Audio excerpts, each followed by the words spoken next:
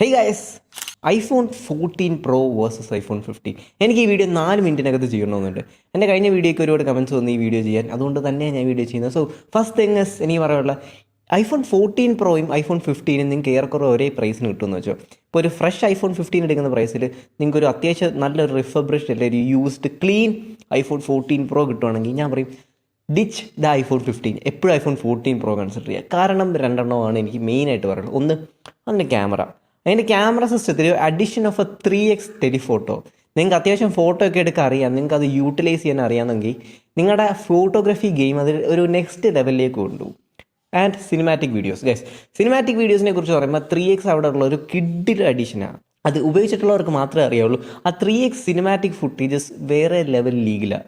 ഈ iPhone 15 camera കൊള്ളത്തില്ല എന്നല്ല പറയുന്നത്, സ്ലൈറ്റ്ലി ഇംപ്രൂവ്ഡ് കളേഴ്സും കാര്യങ്ങളൊക്കെ ചിലപ്പം ഐഫോൺ 15 ആയിരിക്കും. കാരണം ഇതൊരു ന്യൂവർ ഇഡറേഷൻ ഓഫ് കളർ അല്ലെങ്കിൽ ഇമേജ് പ്രോസസ്സിങ്. പക്ഷേ എന്നിരുന്നാലും ആ ഒരു ഫിസിക്കൽ അഡ്വാൻറ്റേജ്, ഒരു എക്സ്ട്രാ ലെൻസ് ഉള്ളതിൻ്റെ അഡ്വാൻറ്റേജ് ഐഫോൺ 14 പ്രോന് ഭയങ്കരമായിട്ടുണ്ട്. സോ ക്യാമറ വൈസിൽ എനിക്ക് സിംപ്ലി ക്ലെയിം ചെയ്യാൻ പറ്റും.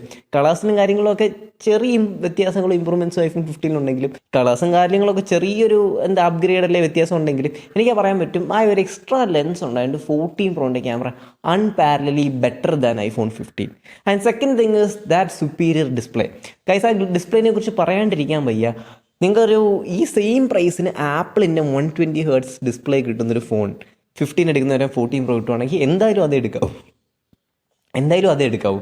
കാരണം എന്ന് വെച്ചാൽ ഡിസ്പ്ലേ സൂപ്പർ എക്സ്പീരിയൻസ്. ഒന്നാമത് തന്നെ ഐഫോണിൻ്റെ അനിമേഷൻസും കാര്യങ്ങളൊക്കെ ഉപയോഗിക്കാനും കാര്യങ്ങളൊക്കെ നല്ല ഫീലും നല്ലൊരു സ്മൂത്ത്നെസ് കാണാം. അതിൻ്റെ കൂടെ 120 ഹെർട്സ് ഇറ്ററേഷനും കൂടെ വരുമ്പോൾ അതൊരു അൺപാരലലി നെക്സ്റ്റ് ലെവലിലേക്ക് എടുക്കുന്നൊരു എക്സ്പീരിയൻസ് തന്നെയാണ്. ഈ ക്യാമറയെക്കുറിച്ച് പറഞ്ഞ കണക്ക് തന്നെയാണ് ഇവിടെ ഡിസ്പ്ലേനെ കുറിച്ച് പറയാനുള്ളത്. ഇവിടെ ഡിസ്പ്ലേ ഐഫോൺ 15-നേക്കാളും ഒരുപാട് സുപ്പീരിയർ ഐഫോൺ 14 പ്രോൻ്റെ.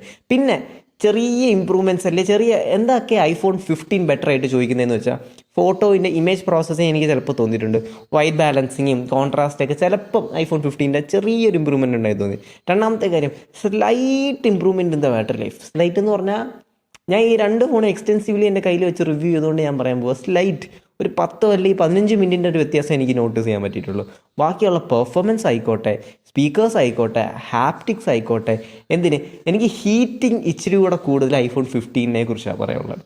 ആൻഡ് ഒരു മേജർ അഡ്വാൻറ്റേജ് ഐഫോൺ 15 ഉള്ളതെന്ന് വെച്ചാൽ ദാറ്റ് ഈസ് ഇൻ ഡിസൈൻ ഡിപ്പാർട്ട്മെൻറ്റിൽ ഞാൻ ഐഫോൺ 14 പ്രോ കൊള്ളത്തില്ല എന്നല്ല പറയുന്നത്. ഐഫോൺ 15 ഇച്ചിരി കൂടെ പോളിഷ്ഡ് ഡിസൈനാണ്. കോർണേഴ്സ് എല്ലാം ഇച്ചിരി കൂടെ കേർഡ് ഫീൽ. അതേപോലെ തന്നെ വെയിറ്റ് ഡിസ്ട്രിബ്യൂഷൻ നമുക്ക് നോട്ടബിളി പറയാൻ പറ്റും. ഐഫോൺ 14 പ്രോ നല്ല ഹെവി ഒരു ഫോൺ ഐഫോൺ 15 വെച്ച് കമ്പയർ ചെയ്യുവാണെങ്കിൽ. So that is it guys. എനിക്ക് ഇത്രേ പറയുള്ളൂ. ഈ വെയിറ്റും ഈ ചെറിയ ഇമ്പ്രൂവ്മെൻറ്റ് ബാറ്ററി ലൈഫും ഒക്കെ മാറ്റി വെക്കുകയാണെങ്കിൽ സോഫ്റ്റ്വെയർ സപ്പോർട്ടും കാര്യങ്ങളും എല്ലാം ഏറെക്കുറെ ഒരേപോലെ തന്നെ നിങ്ങൾക്ക് കിട്ടാൻ പോകുന്നുണ്ട്. ആ പ്രൈസിന് ഒരു 65K റേഞ്ചിൽ നിങ്ങളൊരു ഫ്രഷ് ഐഫോൺ 15 എടുക്കാൻ പോകുന്ന പ്രൈസിന് ഞാൻ പറയുമ്പോൾ ditch the iPhone 15 and go for the iPhone 14 pro. കാരണം ആ ഡിസ്പ്ലേ സിസ്റ്റം, ആ സ്പീക്കേഴ്സും പിന്നെ ആ തൃക്കണ്ണ ലുക്കും ബാക്കിലുള്ള ഒന്നും പറയില്ല. So that is it guys. It's me Shri. Ditch the 15, go for the 14 pro.